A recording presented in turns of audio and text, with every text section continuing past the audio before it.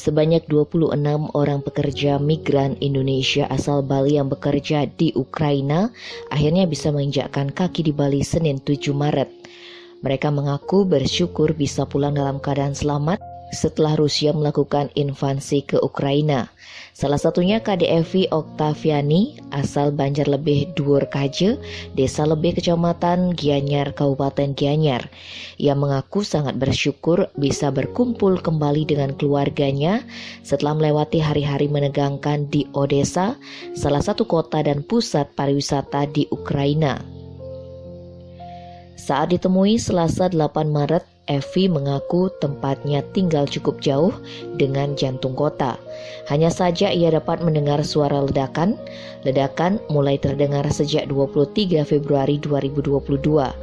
Sejak itu seluruh usaha tutup dan warga mengungsi, termasuk pemilik Bali Spa tempatnya bekerja. Ia bersama sejumlah rekannya pun berada di dalam apartemen selama 3 hari sampai pihak KBRI dapat mencari jalan untuk melakukan evakuasi. Sebab ada jalur-jalur yang terputus akibat serangan rudal. Selama menunggu evakuasi itulah Evi merasa ketakutan karena mendengar ledakan-ledakan yang cukup besar.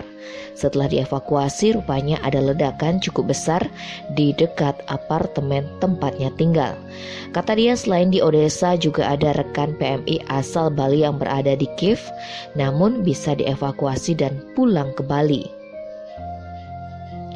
Perempuan yang telah bekerja selama 3 tahun itu mengaku masih trauma, bahkan saat telah berada di pesawat yang membawanya pulang ke tanah air. Sampai akhirnya ia bisa memeluk ayah, ibu, dan saudara-saudaranya di Bali. Kini Evi mengaku akan beristirahat dahulu di tanah kelahirannya dan tidak memiliki niat kembali ke Ukraina. Sebab ia meyakini jika ekonomi dan pariwisata di negara itu akan membutuhkan waktu yang lama untuk pulih. Sementara itu, Kepala Dinas Tenaga Kerja dan Transmigrasi Kabupaten Karangasem, Iwayan Kanginan Subandi menyebut semua PMI yang tiba di Bali sebelumnya telah menjalankan karantina di Jakarta. Syukurnya 5 perempuan yang pulang ke Karangasem dalam kondisi sehat.